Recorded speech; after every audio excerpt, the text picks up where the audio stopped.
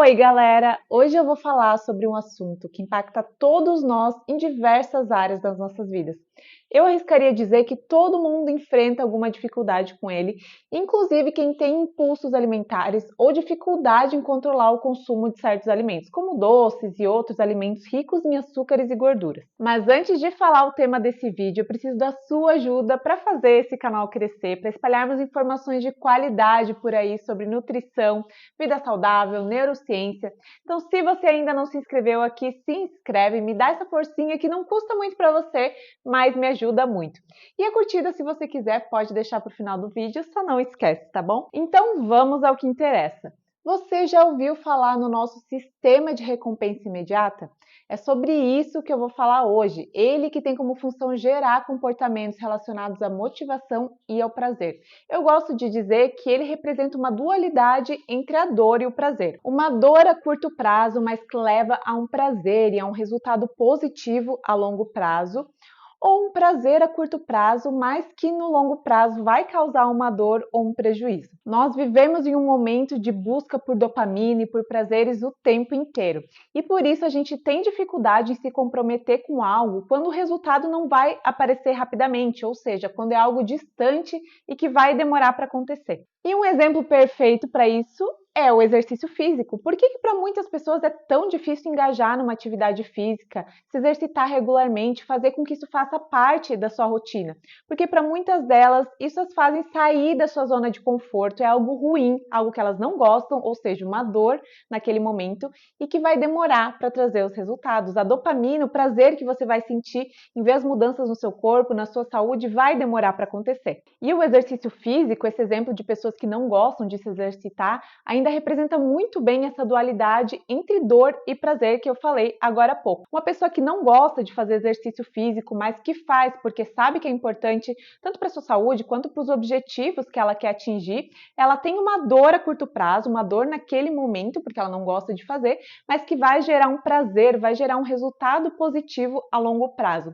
Ou existem as pessoas que não gostam de se exercitar e que escolhem ficar sedentárias, que escolhem não se exercitar. Ou seja, elas preferem ficar na sua zona de conforto, preferem o prazer a curto prazo, ficar na cama por mais uma hora ao invés de levantar e ir para a academia, que na verdade seria uma dor, mas que isso provavelmente vai gerar consequências e uma dor a longo prazo. Então, isso representa muito bem essa dualidade entre dor e prazer que representa o sistema de recompensa imediata. Mas a gente também pode trazer isso para a alimentação. E eu vou usar como exemplo uma pessoa que, quando abre uma barra de chocolate, ela não consegue se controlar, não consegue comer só um quadradinho. E pode ser que ela não veja um impacto imediatamente ou a curto prazo ao comer uma barra de chocolate inteira de uma vez. Mas fazendo isso com frequência, uma hora o problema vai aparecer, certo? E aí, quando essa hora chegar, ela já vai estar em um estágio em que essa ação repetida de comer uma barra de chocolate inteira, que gera dopamina para ela, vai ter se tornado um hábito, e aí fica muito mais difícil se desfazer dele. Mas eu vou explicar melhor como isso funciona.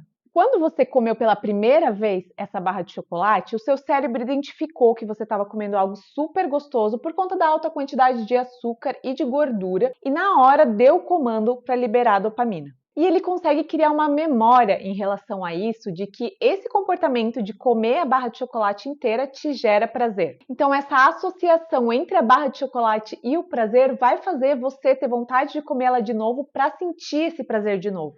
Vamos supor que você está triste, ansioso ou estressado e tem vontade de comer um chocolate para aliviar esse sentimento ruim, ou seja, busca por um prazer imediato. Aí você come o chocolate e a dopamina, que gera a sensação de prazer, é liberada. Então você realmente sente uma sensação de alívio naquele momento. Só que aí acontecem alguns problemas. Logo depois de você comer o chocolate, a dopamina cai e você percebe que o sentimento ruim continua ali. Ou seja, comer o chocolate mascarou, mas não resolveu o seu problema. Além de continuar com o sentimento ruim, você também pode acabar sentindo culpa por ter comido aquilo. Ainda mais se não tiver planejado dentro da sua dieta ou do seu plano alimentar. Essa liberação de dopamina que ocorre ao comer o chocolate atua como um reforçador de comportamento, aumentando a probabilidade de você repetir essa ação no futuro para revisitar esse sentimento de alívio momentâneo. E o sistema dopaminérgico pode se tornar resistente aos estímulos conforme a frequência com que você tem esse tipo de comportamento vai aumentando. Então, ele pode exigir cada vez mais, seja em termos de quantidade ou de frequência, para continuar liberando dopamina. E tudo isso significa o quê? Comportamentos compulsivos e vícios. Vício em álcool, drogas, pornografia, jogos, tudo isso tem relação com o sistema dopaminérgico. Ok, eu falei sobre o que é o sistema de recompensa imediata, os problemas que podemos enfrentar em relação a eles, as causas. Agora vamos falar sobre estratégias para lidar com tudo isso no que diz respeito à alimentação. Começando pela reeducação alimentar. Nós perdemos a capacidade de sentir prazer em comer os alimentos naturais, porque estamos expostos o tempo todo aos produtos hiperpalatáveis e eles atuam muito mais na liberação de dopamina, então o nosso corpo já está muito mais exigente em relação a isso. Por isso é tão importante e necessário aprender a se alimentar ou reaprender a se alimentar da forma correta, porque assim você come coisas gostosas, se sente saciado, não passa fome e com isso para de achar que a alimentação saudável é algo ruim ou difícil. Em segundo lugar, se você é uma pessoa que tem impulsos alimentares ou desconta as emoções na comida, é importante fazer terapia, entender a raiz dos problemas, compreender os gatilhos que te fazem ter esse tipo de comportamento e aprender a lidar com o tédio, com as situações, com os sentimentos. Você também pode manter um diário alimentar. Quando você escreve sobre as situações, você passa a ter uma percepção mais racional sobre elas, e isso pode fazer com que você crie uma consciência quando perceber que aquilo está acontecendo novamente. Tenha sempre o seu objetivo em mente.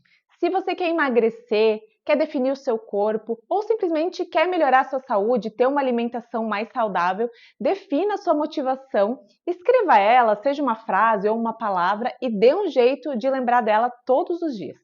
Leia no seu celular, repita para você mesmo na frente do espelho todas as manhãs, colhe um papel na geladeira ou no armário, use a estratégia que você quiser. Mas tenha isso sempre em mente para que quando você estiver prestes a ter aquele comportamento compulsivo novamente, você lembre que existe um prazer e um objetivo muito maior e mais importante a longo prazo do que esse prazer imediato.